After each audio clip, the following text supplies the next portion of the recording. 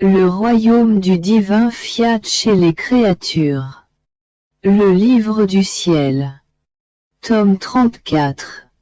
Jésus mon roi d'amour et maman ma divine reine. Oh! Tissez ma volonté dans la vôtre pour n'en faire qu'une seule. Enfermez-moi dans votre cœur pour que je n'écrive rien en dehors de vous.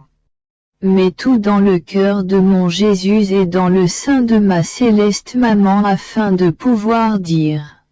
C'est Jésus qui écrit et c'est ma maman qui me dicte les paroles. Aidez-moi et donnez-moi la grâce de vaincre la grande répugnance que je ressens en commençant un autre tome, vous qui connaissez mon pauvre état. Je ressens le besoin d'être soutenu, fortifié et renouvelé par la puissance de votre divin fiat afin de pouvoir faire en toutes choses et toujours votre divine volonté. Je me sentis immergé dans le divin vouloir qui prit l'aspect d'un acteur. Afin de pouvoir entrer dans les plus intimes parties de mon âme et travailler en moi. J'étais surprise. Mon doux Jésus, rendant visite à ma petite âme, toute bonté, me dit. Ma bienheureuse fille. Lorsque la créature agit et vit dans la divine volonté, notre être suprême la darde continuellement de sa lumière.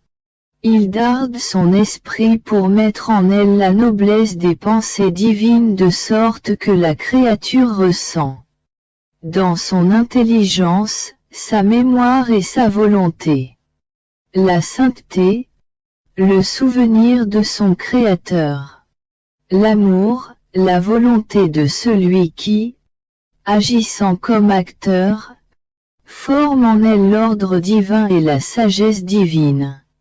Il darde de ses baisers de lumière la substance divine de son esprit, de sorte qu'en elle tout est noble, tout est saint, tout est sacré. Cet acteur de mon vouloir forme son siège dans l'intelligence créée, avec sa puissance et sa maîtrise. Forme-la son image. Il darde son cœur pour y former la noblesse. De l'amour, des désirs, des affections, des battements de cœur il darde la bouche pour y former la noblesse des paroles. Il darde les œuvres et les pas et forme la sainteté des œuvres, la noblesse des pas. Il ne darde pas simplement l'âme, mais aussi le corps. Avec sa lumière il investit le sang et l'ennoblit. De sorte que la créature sent couler dans son sang et dans ses membres la plénitude, la sainteté, la substance de la divine noblesse. Cet acteur de ma divine volonté joue le rôle d'un insurpassable artisan pour transformer Dieu en créaturé, la créature en Dieu. Lorsque ma volonté est arrivée à l'acte le plus grand qu'elle puisse accomplir, former avec Dieu et la créature une vie unique, les rendant inséparables l'un de l'autre.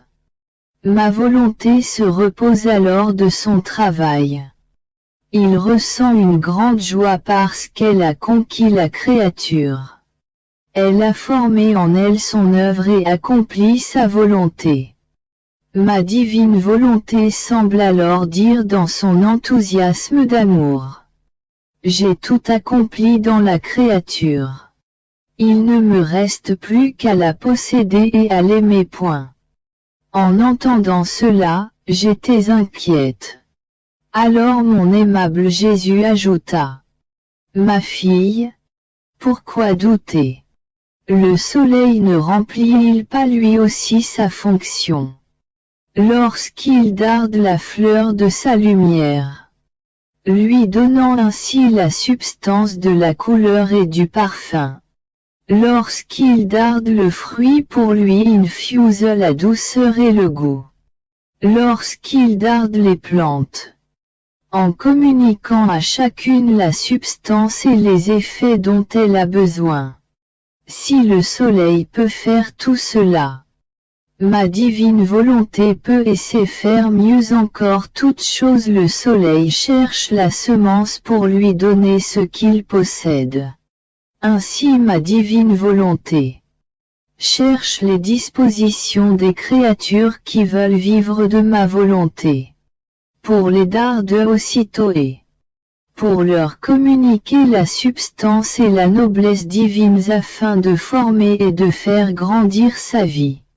Je faisais ma ronde dans les actes de la divine volonté. Arrivé à l'acte de la création de la Vierge Immaculée par le Fiat omnipotent, je m'arrêtai. Oh! Quelle surprise de prodige inouï! L'enchantement du ciel, du soleil et de toute la création ne peuvent s'y comparer et oh! Combien il demeure inférieur à la Reine souveraine.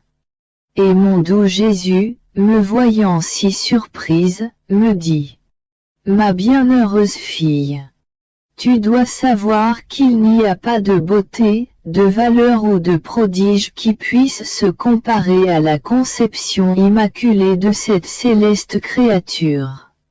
Mon Fiat omnipotent a fait d'elle une nouvelle création, ô combien plus belle, plus prodigieuse que la première. Mon divin vouloir n'a ni commencement ni fin. Le plus grand prodige était que cette créature puisse renaître, non pas une seule fois, mais qu'elle grandisse à chaque instant, à chaque acte et à chaque prière. Dans cette croissance ma volonté multipliait ses prodiges à l'infini. Nous avons créé l'univers de façon admirable. Nous le maintenons sous l'empire de notre acte créateur et conservateur, sans rien lui ajouter. Mais dans cette Vierge, nous maintenons l'acte de création, de conservation et de croissance. C'est le prodige des prodiges. La vie de notre vouloir renaissait en elle. Sa croissance continuait en chacun de ses actes. Notre Fiat, afin de renaître en elle, s'est prononcé lui-même dans l'acte de sa conception. Et la somptuosité, la sublimité, la hauteur, l'immensité et la puissance de notre acte étaient si grandes, qu'elle prenait tout le monde dans le filet de son amour, sans rejeter personne. Tout le monde peut prendre le bien que possède notre Fiat, hormis ceux qui pourraient ne pas le vouloir.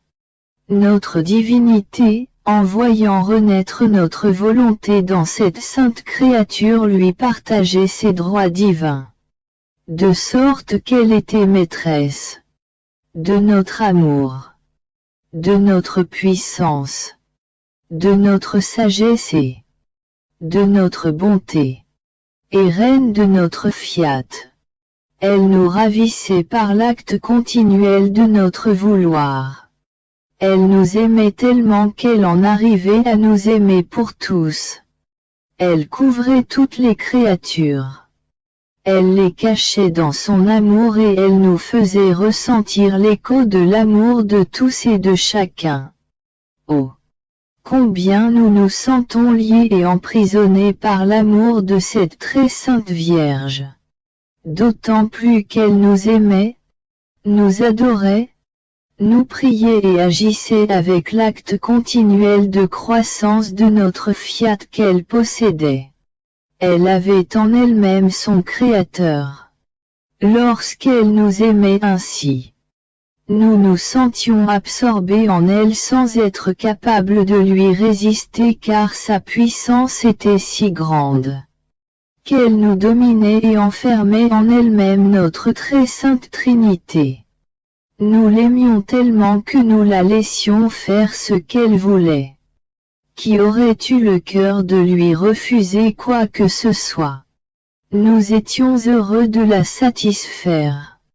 Parce qu'une âme qui nous aime est notre bonheur. Parce que nous ressentions l'écho et la joie de son bonheur.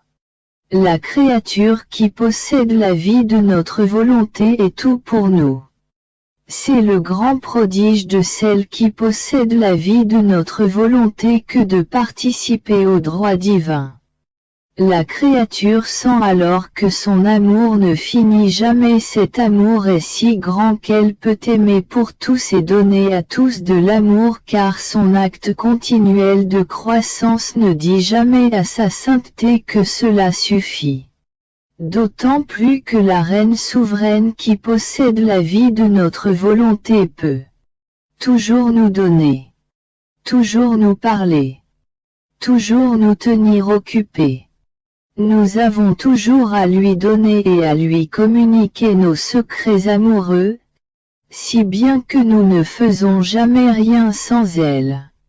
C'est en elle d'abord que nous les faisons sentir, puis nous les déposons dans son cœur maternel.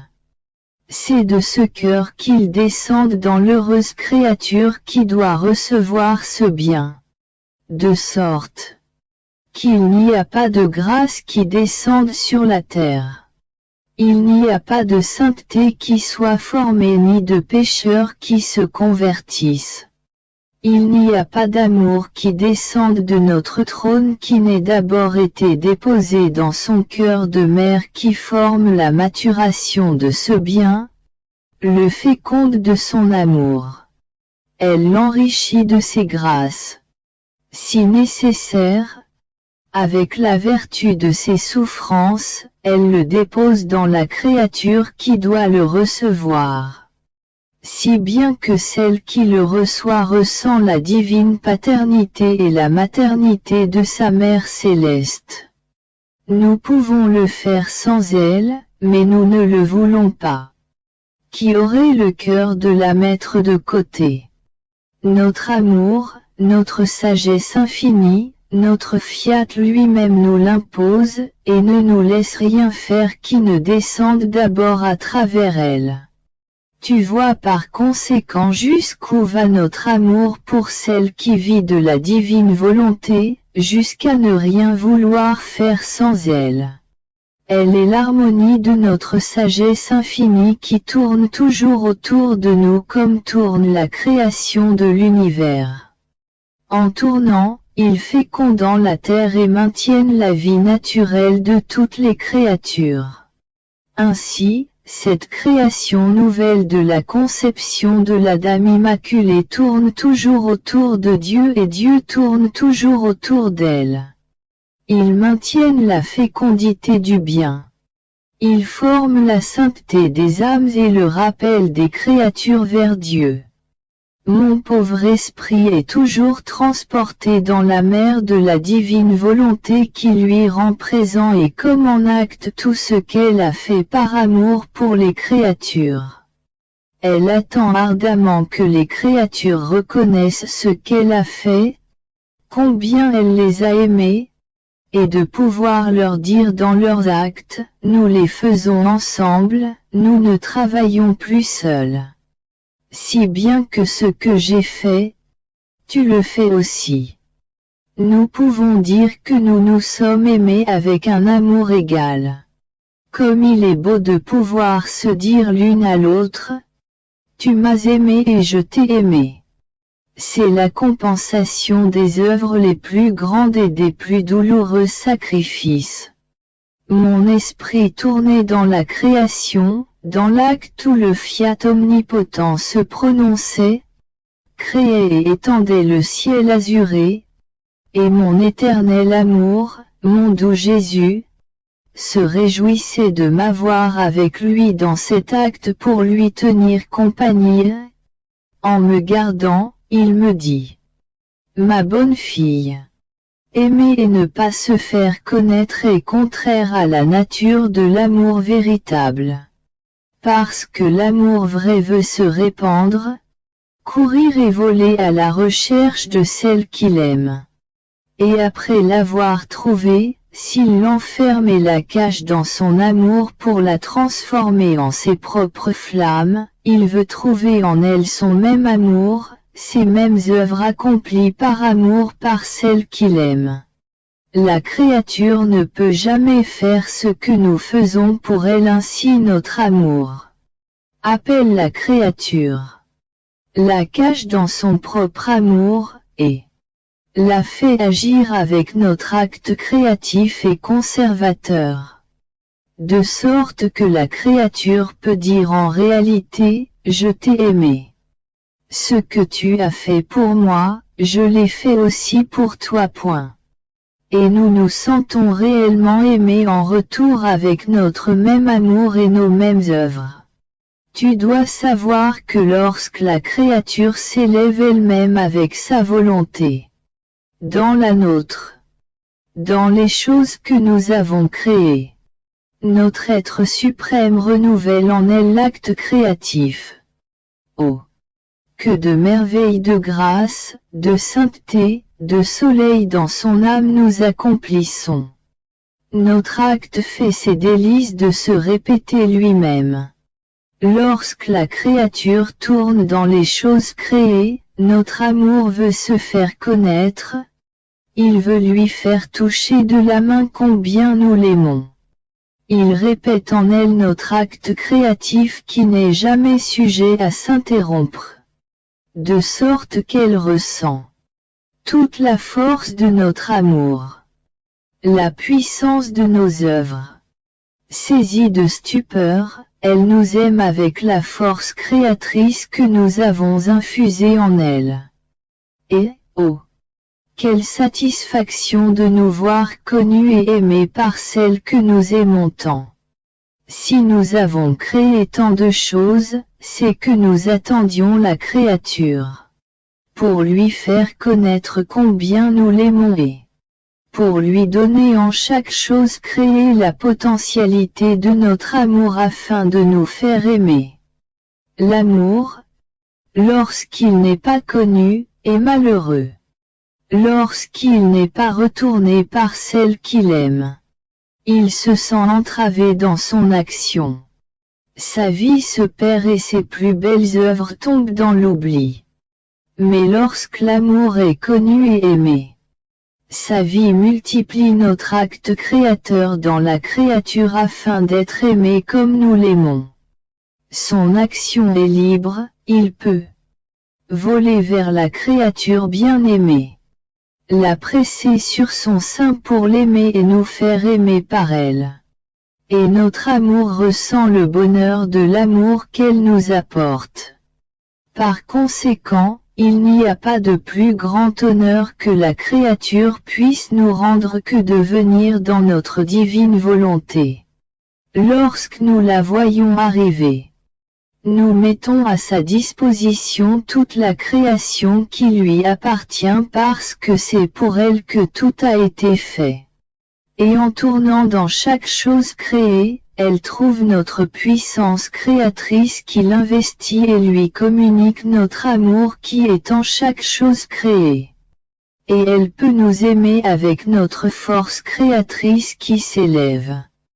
Elle peut nous aimer comme elle le veut et autant qu'elle le veut. C'est ainsi que l'amour du Créateur et de la créature échange un baiser. L'un se repose dans l'autre. Ils ressentent tous deux la satisfaction de l'amour en vérité. Oh! Combien est belle la compagnie de celle qui nous aime! Notre satisfaction est si grande que notre amour s'élève et invente des œuvres plus belles encore, des industries d'amour pour aimer et nous faire aimer. Je suis entre les bras du divin Fiat qui attire tellement que mon petit rien se trouve perdu dans le tout. Bien que perdu, il sent que sa vie est soutenue, nourrie et ravivée par le tout. Si je voulais m'en retirer, ce serait impossible parce que je ne trouverais même pas un trou où me réfugier sans y retrouver mon tout. Et mon petit rien n'aurait plus de vie. Je sentais que le divin vouloir soufflait sur mon rien. Il me faisait sentir sa vie, son amour et sa puissance. Mais alors que mon esprit nageait dans le tout et dans son interminable lumière, Mon bien-aimé Jésus rendit visite à ma petite âme toute bonté, il me dit. Ma petite fille de ma volonté. Comme il est surprenant, merveilleux et sublime de travailler dans mon divin vouloir.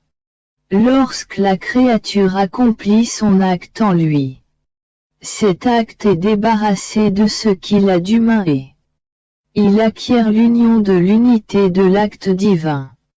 La créature occupe alors son poste royal. Son acte est dans l'unité de notre acte unique. Si elle aime dans notre unité. Si elle nous adore, si elle nous bénit, si elle nous comprend. C'est à l'intérieur de notre unité. Elle ne voit, ne fait et ne sent rien en dehors de nous. Tout se passe à l'intérieur de notre être divin. Elle peut dire, je ne connais, je n'aime et je ne veux rien d'autre que le divin vouloir, et que son unité me maintienne enclose en lui. Le plus grand bonheur, la grâce la plus sublime pour la créature, la gloire, le plus grand honneur pour nous est de posséder la volonté humaine et son acte dans notre unité. Sais-tu pourquoi? Parce que nous pouvons alors donner de l'amour quand nous le voulons et nous pouvons nous faire aimer quand nous le désirons. Nous pouvons l'enrichir de grâce, de sainteté et de beauté. Nous pouvons nous sentir ravis par les biens et la beauté que nous avons infusés en elle.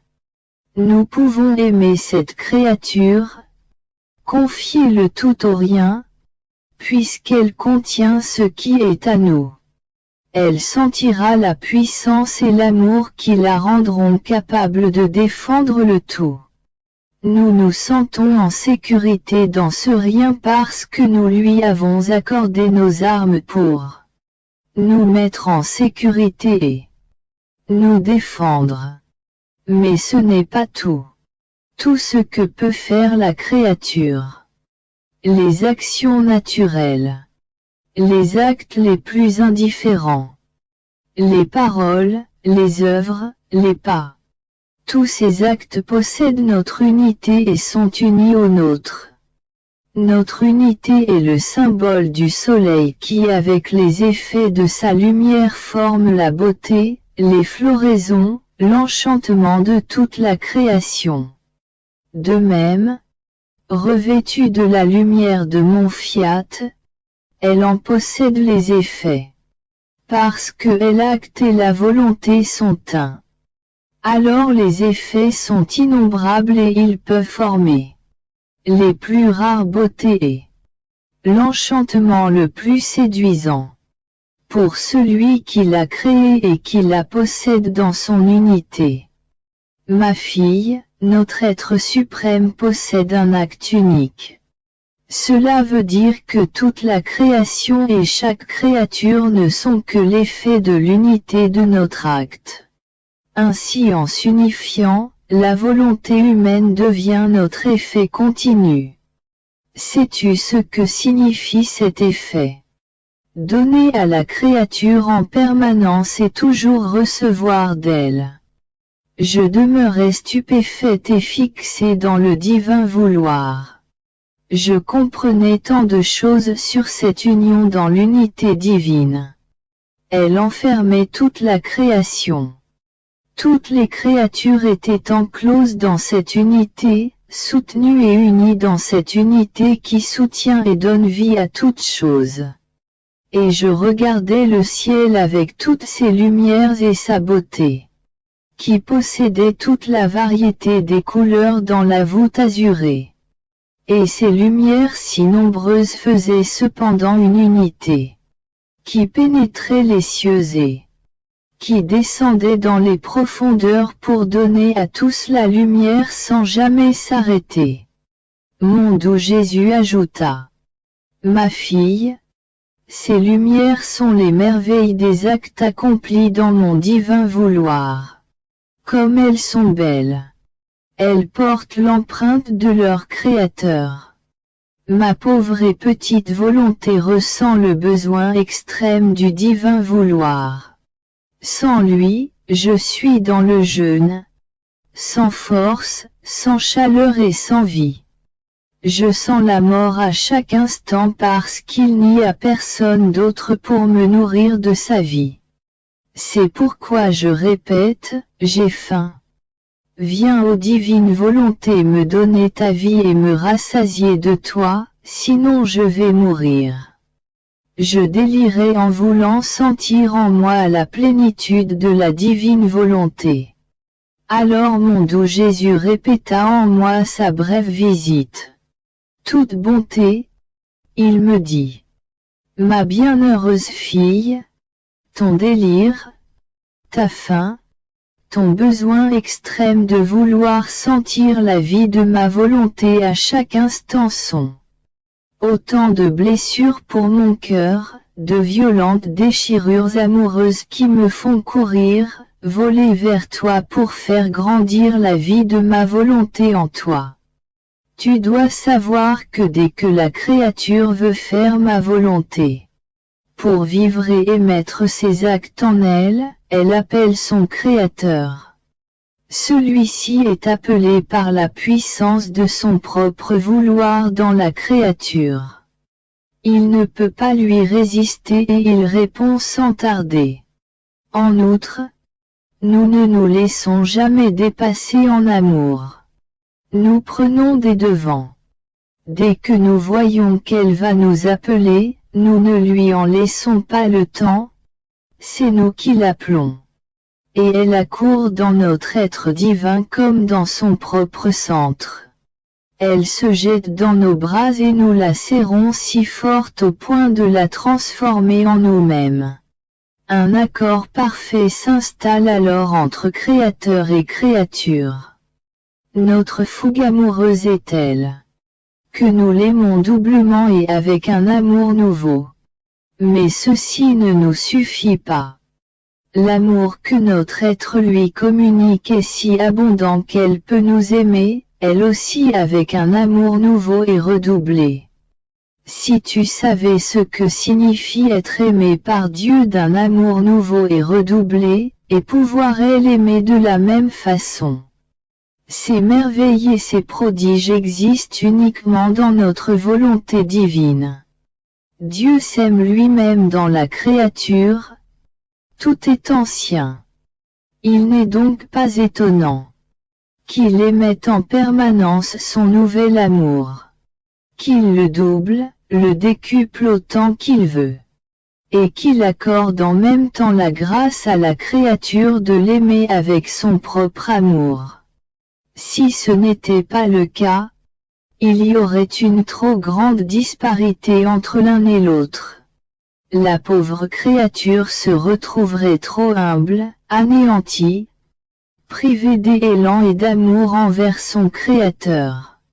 Et lorsque deux êtres ne peuvent pas s'aimer d'un même amour, cette inégalité produit de la tristesse, alors que notre volonté est unité et qu'elle donne librement son amour à la créature pour qu'elle puisse aimer. Elle lui donne sa sainteté pour la rendre sainte, sa sagesse pour se faire connaître. Il n'est rien que ma volonté possède et qu'elle ne lui donnerait pas.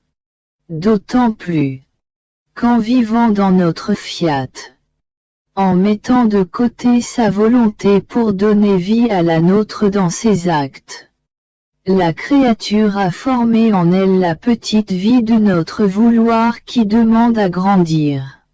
Il suffit d'un acte de plus dans mon vouloir pour qu'il grandisse, d'un soupir pour satisfaire la faim, d'un désir entier pour que mon vouloir accourt dans tout son être et forme la nourriture suffisante pour que la créature se sente satisfaite avec tout ce qui appartient à son Créateur. Si elle est attentive, ma volonté fera tout ce qu'il faut pour former sa vie dans la créature. Je faisais ma ronde dans les actes de la divine volonté. je cherchais à revêtir de mon amour le ciel, le soleil et toute la création. J'arrivais dans les actes de la rédemption. Monde où Jésus a enclos ses actes en moi et répété les scènes les plus émouvantes pour me rendre mon petit amour. J'étais surprise et mon bien-aimé Jésus, toute tendresse et tout amour, me dit: Ma bonne fille, fille de ma volonté. Tu dois savoir que mon amour est si grand que pour m'en libérer je veux répéter mes œuvres. Mais en qui puis-je le faire? En qui puis-je trouver la place ou les enclores pour me sentir aimé? En celle qui vit dans ma volonté. Lorsque la créature fait sa tournée dans mes œuvres afin de les connaître, de les aimer, de les appeler, elle les reproduit en elle. Elle forme ainsi le théâtre de nos œuvres, et combien de scènes émouvantes. Voilà le ciel qui s'étend. Le soleil qui se lève dans toute sa majesté. La mer qui murmure et forme ses vagues comme pour inonder d'amour son Créateur. Voilà maintenant que la créature forme les champs de fleurs les plus belles en leur faisant nous dire son petit refrain. Je vous aime, je vous glorifie, je vous adore, et que votre fiat vienne régner sur la terre. Il n'y a pas un être que la créature n'appelle en elle-même. Pour nous répéter son petit refrain, je vous aime, je vous aime. Ma fille, notre amour n'est pas satisfait s'il ne peut pas tout donner et répéter nos œuvres en celle qui vit dans notre volonté. Mais ce n'est pas tout. Tu le sens. En tournant dans les œuvres de la création, elle répète mes œuvres. C'est mon très grand plaisir et délice d'assister aux très splendides scènes de la création dans la créature. Lorsqu'elle tourne dans les actes de la rédemption pour les faire siens, je répète ma vie. Je répète ma conception. Ma naissance durant laquelle les anges répètent le gloire au ciel et paix sur la terre aux hommes de bonne volonté. Si l'ingratitude humaine m'oblige à pleurer, je pleure en elle. Parce que je sais que mes larmes seront payées de retour et ornées de sons. Je vous aime. C'est pourquoi je répète ma vie, mes pas, mes leçons. Lorsqu'il me renouvelle les coups, les souffrances, la crucifixion et la mort, je ne souffre jamais en dehors de cette créature. Mais je vais en elle pour endurer mes souffrances, la croix et la mort. Parce qu'elle ne me laissera pas seule. Parce qu'elle prendra part à mes souffrances et restera crucifiée avec moi, et me donnera sa vie en échange de ma mort. C'est ainsi que dans celle qui vit dans ma volonté je trouve le théâtre de ma vie. Les scènes émouvantes de mon enfance et de ma passion. Je trouve les cieux qui me parlent, les soleils qui m'aiment, les vents qui gémissent d'amour pour moi. Bref, toutes les choses créées réunies pour me dire un petit mot, un « je vous aime », un témoignage de reconnaissance. Mais qui les fait parler? Qui prend la voix de toutes choses. Celle qui vit dans ma volonté. Ma volonté la transforme au point qu'il n'y a pas d'amour qu'elle ne donne, ni d'œuvre que ma volonté ne puisse répéter en elle. Ces créatures peuvent par conséquent se dire les vies de ma volonté et les répétitrices des œuvres de leur Créateur. Je subis la privation de mon doux Jésus et je me sens accablé comme si ma vie voulait s'arrêter. mais le divin vouloir triomphe de mon petit être en se levant dans mon âme. Il m'appelle à vivre ma journée dans sa volonté. J'ai l'impression que lorsque je me sens mourir sans mourir, il forme sa victoire et son triomphe. Que sa vie surgit plus belle par-dessus ma volonté mourante, pleine de majesté et d'un amour redoublé. Ô divine volonté, combien tu m'aimes! Tu me fais ressentir la mort afin de mieux centraliser ta vie en moi. Après quoi je continuais ma journée dans ces actes divins. Arrivé à l'incarnation du Verbe. L'amour était si grand que je me sentais brûlé et consumé dans ces flammes divines. Jésus, mon très grand bien, noyé dans ces flammes d'amour, me dit, ma bienheureuse fille, en m'incarnant dans le sein de ma céleste mère, mon amour était si grand que le ciel et la terre ne pouvaient pas le contenir. L'acte de mon incarnation s'est produit en un acte unique d'amour si intense, si fort et si grand, qu'il était plus que suffisant pour brûler d'amour toute chose.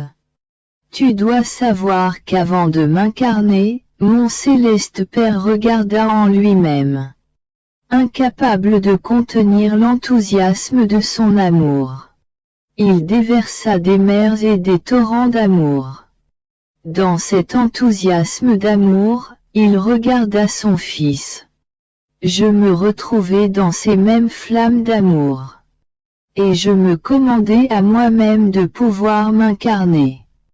C'est cela que je voulais. Dans un élan d'amour, sans quitter mon Père ni le Saint-Esprit, le grand prodige de l'incarnation s'est produit. Je restais avec mon Père tout en descendant en même temps dans le sein de ma mère. Les trois personnes divines étaient inséparables et par conséquent je pouvais dire. Je restai au ciel et je descendis sur terre.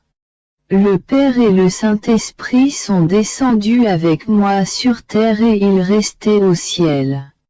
Il y avait dans cet acte si grand de notre être divin un tel débordement d'amour que les cieux en demeuraient stupéfaits et les anges surpris et muets, tout blessés dans nos flammes d'amour. L'incarnation n'était rien d'autre qu'un acte de notre divine volonté. Y a-t-il une chose que notre volonté ne puisse faire ? Par sa puissance et son amour infini, elle parvient même à opérer ce prodige inouï, encore inconnu, de nous faire demeurer au ciel et de descendre dans la prison du sein maternel. C'est ce que voulait notre volonté, et c'est ce qui il fut. Ma fille, chaque fois que l'âme veut faire notre volonté, mon Père céleste regarde premièrement en lui-même, appelle en conseil la sacro-sainte Trinité, afin de remplir cet acte de notre volonté de tous les biens possibles et imaginables. Il la fait ensuite sortir de lui-même et il fait investir la créature par cette volonté agissante, communicante et transformante.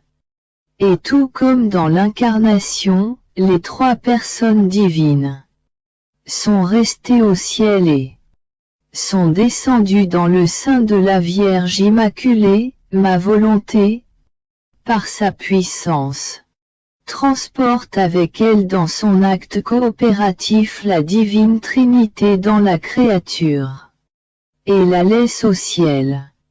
Elle forme alors dans la volonté humaine son acte divin. Qui pourra dire les merveilles encloses dans cet acte de notre volonté? Notre amour s'élève et se diffuse au point de ne plus trouver où se mettre.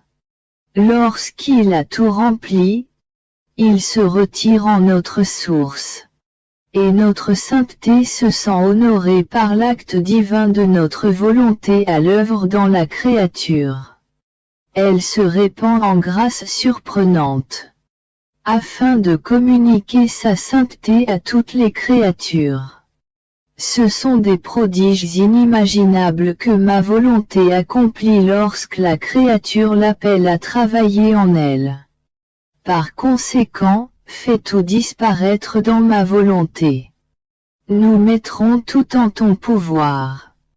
Et tu seras capable de tout nous donner, même nous-mêmes. Après quoi je sentais ma petite intelligence si remplie de la divine volonté qu'elle ne pouvait la contenir. Je poursuivis ma ronde dans ces actes divins. J'arrivai à l'acte où la Reine Immaculée fut conçue.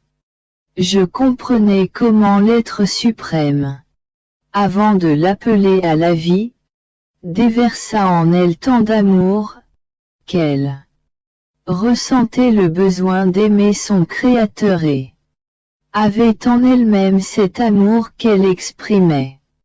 J'étais surprise et mon bien-aimé Jésus ajouta: Ma fille, ne sois pas surprise. Lorsque nous donnons le jour à une créature, en la créant, nous lui accordons toujours une dose d'amour. Nous lui accordons ainsi sa part de notre substance divine. Selon les desseins que nous formons sur elle, nous augmentons la dose de notre amour. Bien que chaque créature possède en elle-même une particule de la substance de l'amour divin. Autrement, comment pourrait-elle nous aimer si nous n'avions pas donné ce qui vient de nous pour nous faire aimer? Ce serait demander à quelqu'un ce qu'il ne possède pas. Nous savons déjà que la créature ne possède rien par elle-même. Par conséquent, nous devons enclore comme en un sanctuaire notre amour et notre volonté, pour lui demander de nous aimer et de faire notre vouloir. Et si nous le demandons, c'est parce que nous savons qu'elle a en son pouvoir notre amour et notre vouloir, que nous avons nous-mêmes placés dans les profondeurs de son âme. Si la créature nous aime, cette dose de notre amour surgit, est magnifiée, et la créature ressent le besoin de nous aimer plus puissamment et de vivre de la volonté de son Créateur. Si elle ne nous aime pas, cet amour ne grandit pas. Et les faiblesses humaines, les passions, forment la cendre de notre amour, au point que la créature en arrive à ne plus ressentir le besoin de nous aimer. La cendre a recouvert et étouffé notre feu divin. Bien que le feu existe, elle ne le sent pas.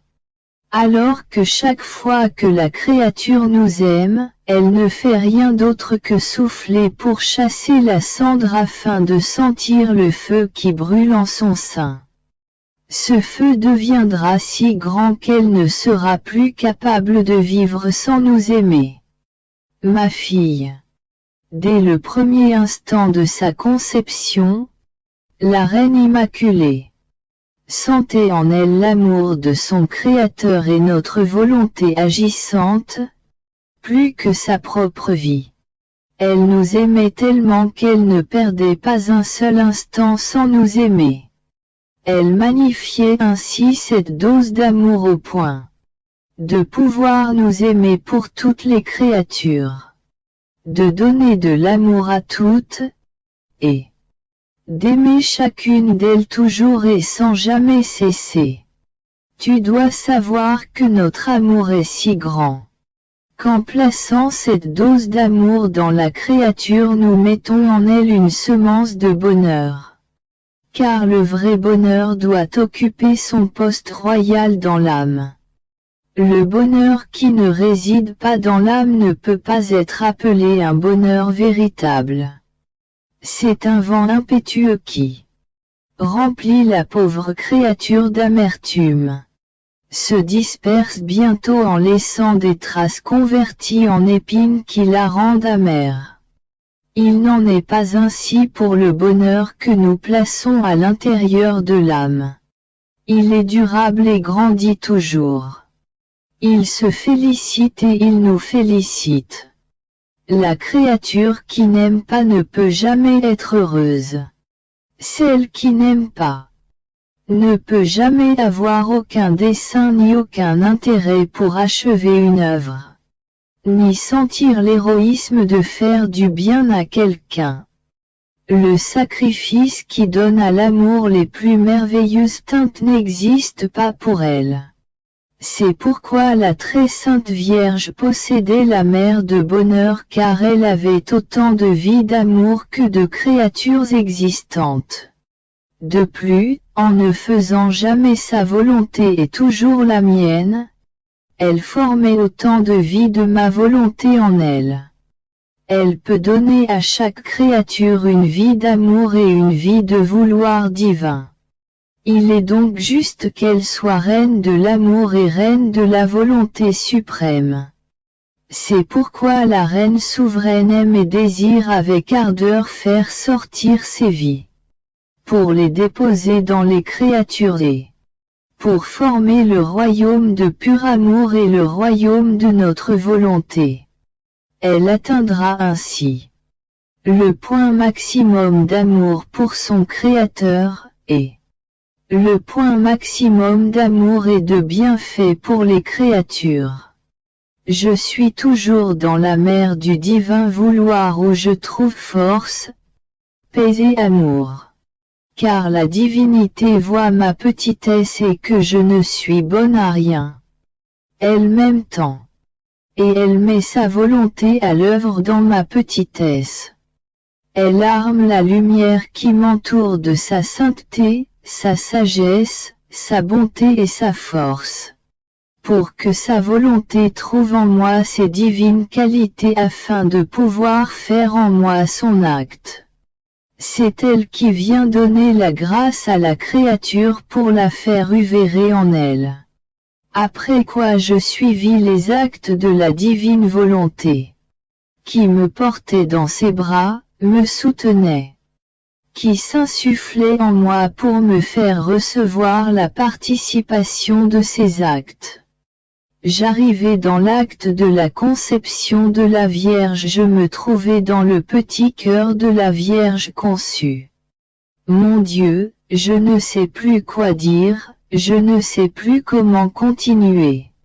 Mon doux Jésus, me faisant comprendre, m'a dit: Bienheureuse fille de mon vouloir, tu as raison. Tu es inondée par les vagues de mon vouloir. Tu te noies et ta petite capacité reste perdue et a besoin de ton Jésus, afin de mieux expliquer ce que tu vois, mais que tu ne sais pas comment le dire. Sache, ma fille, que notre amour est si grand, pour celles qui veulent vivre et qui vivent dans notre divin vouloir, que nous les rendons participantes de toutes nos œuvres dans la mesure où cela est possible pour une créature et en nous lui donnons le mérite de nos œuvres divines. Lorsque la créature entre dans notre volonté, celle-ci met en action son œuvre divine comme si elle agissait en cet instant même, en unissant la créature à son acte. Elle lui fait voir les prodiges de son œuvre. Elle confirme la créature dans le bien et lui fait sentir la vie nouvelle de son acte. Tu as vu la conception de la Reine souveraine. En étant dans ma volonté, tu t'es vu toi-même conçu dans son sein maternel. Tu vois combien sont différents les prodiges inouïs de l'Immaculée Conception pour celle qui vit dans ma volonté qui animait cette conception, à laquelle tous sont soumis. Elle appelait toutes les créatures à être présentes afin qu'elles puissent rester conçues dans son sein virginal, recevoir sa maternité, son aide, sa défense, et Trouvez le refuge et le soutien de cette céleste mère. Celle qui vit dans notre vouloir se trouve dans l'acte qui conçoit. Elle est la fille dont la volonté cherche spontanément sa mère et elle prend place, enclose dans le sein maternel, afin que la céleste reine soit sa mère. Cette créature aura part aux richesses de la reine souveraine, à ses mérites, à son amour. Elle sentira en elle la noblesse et la sainteté de cette reine parce qu'elle sait à qui elles appartiennent. Et Dieu la rendra participante des biens infinis et de l'amour exubérant présent à la conception de cette sainte créature.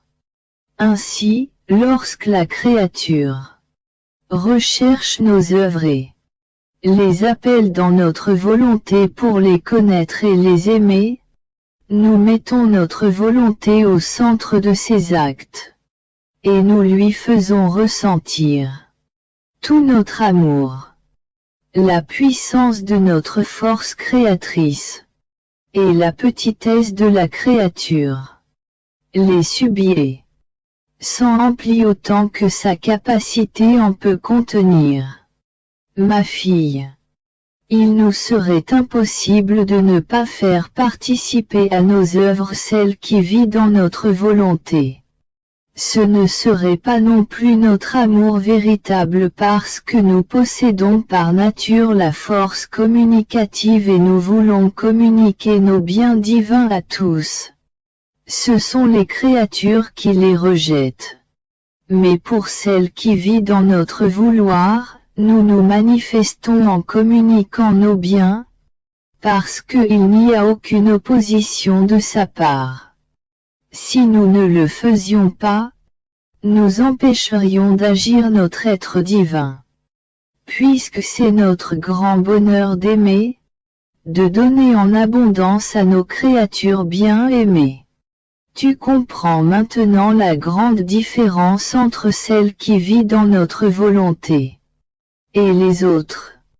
Les autres créatures se trouvent dans nos œuvres, dans la conception de la Sainte Vierge, dans l'incarnation du Verbe, dans mes souffrances, dans ma mort et même dans ma résurrection.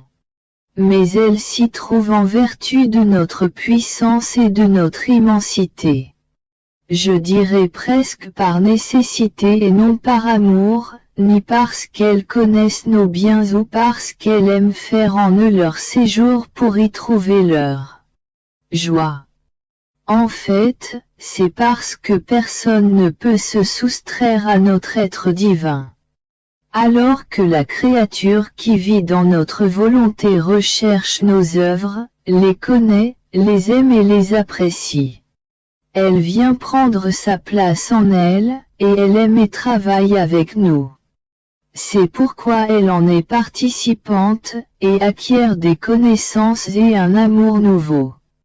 Tandis que les autres ne connaissent pas nos œuvres, ne nous aiment pas et n'ont pas un mot à nous dire.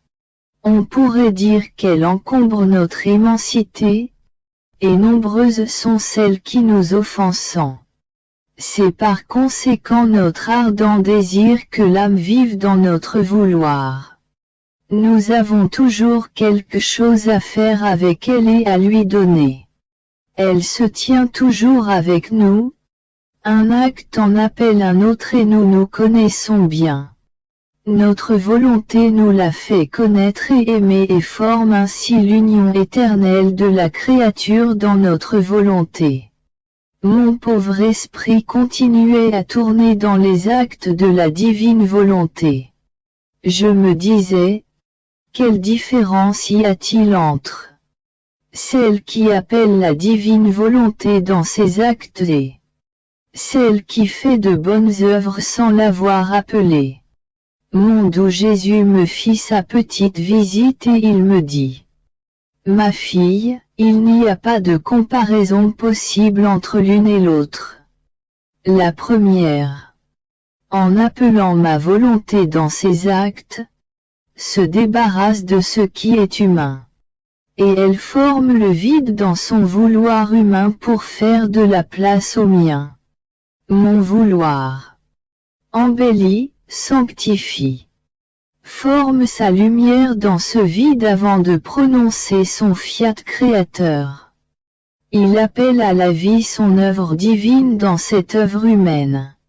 Et la créature non seulement participe à cet acte, elle devient propriétaire de l'acte divin, qui possède la puissance, l'immensité, la sainteté et la valeur divine qui sont inépuisables.